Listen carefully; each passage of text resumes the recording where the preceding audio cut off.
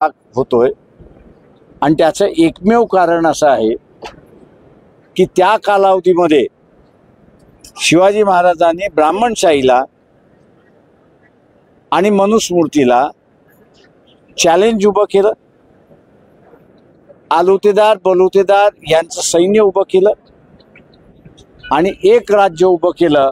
याचा असणारं 16व्या शतकातलं शैल्य हे आता 2024 मध्ये सुद्धा RSS स्वतःच्या डोक्यामध्ये कॅरी करते. याचा मी असणारा निषेध करतो आणि या निमित्ताने RSS आणि BJP जो शिवाजी महाराजाचा अपमान केलेला आहे हा मी असं म्हणेन एक फार मोठा अपमान आहे आणि त्याच्याबद्दल त्यांनी असणारा माफी मागितली. तो मागणार नाहीत याची माझी खात्री आहे आणि त्याचं कारण असं आहे की ते झालं तर गागा भटाला ती फार मोठी शिवी आहे आणि म्हणून ते करणार नाहीत. ज्याला वेळ येईल त्याला सांगतो ना, तुम्ही का काळजी करताय? नका काळजी करू तुम्ही.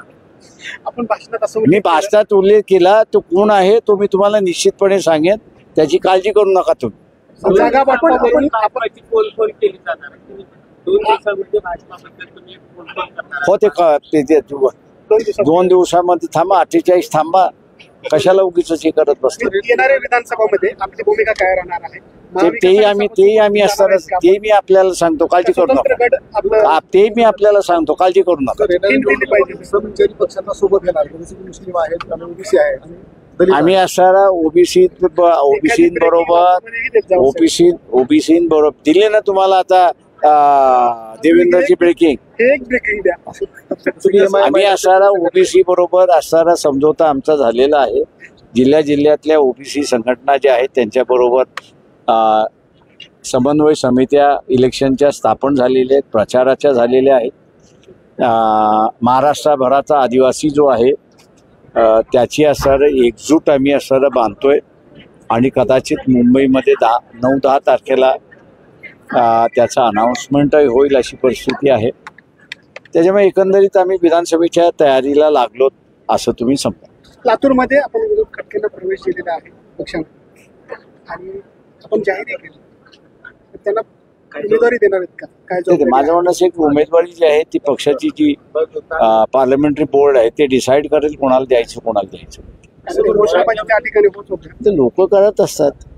सर, एकीकडे आपण काँग्रेसला विरोध करताय, दुसरीकडे म्हणतात काँग्रेसनं जर मला सोबत घेतलं असतं तर त्यांच्या 120. हो बरोबर आहे. असं 120 नाही मी असं म्हणालो, 220 नाही मी असं म्हणालो की त्यांनी जर आम्हाला घेतलं असतं आणि मी 8 महिन्यापूर्वी म्हणालो होतो की BJPला आम्ही 220च्या वरती जाऊ दिलं नसतं. गरीबाला बरोबर घ्यायचं नाही याच्यासाठी काँग्रेसवाल्यांनी स्वतःची पंतप्रधान पदाची खुर्ची सुद्धा सोडायला तयार आहेत. हे मी लोकांना समजावून सांगतो. विधानसभेत जर आपल्याला काँग्रेसकडून ऑफर भेटली तर आपण आमची असं कमिटी जी आहे पक्षाची ती विचार करेल आणि त्याच्यावरती निर्णय घेईल. सर, मराठा समाजाच्या संदर्भामध्ये शरद पवार ठोस भूमिका घेत आहेत. जरांगेंच्या बोलण्यावर लक्ष देत नाहीत असं तुम्ही म्हणाला आणि तुम्ही असंही वक्तव्य केलेलं होतं की मराठा समाजाचे नेते आहेत त्यांना मतदान करू नये.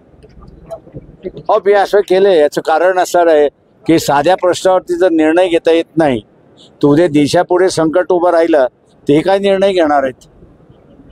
निर्णय न घेणाऱ्या लोकांना असणारा सत्ता देऊ नका एवढंच मी म्हणतोय.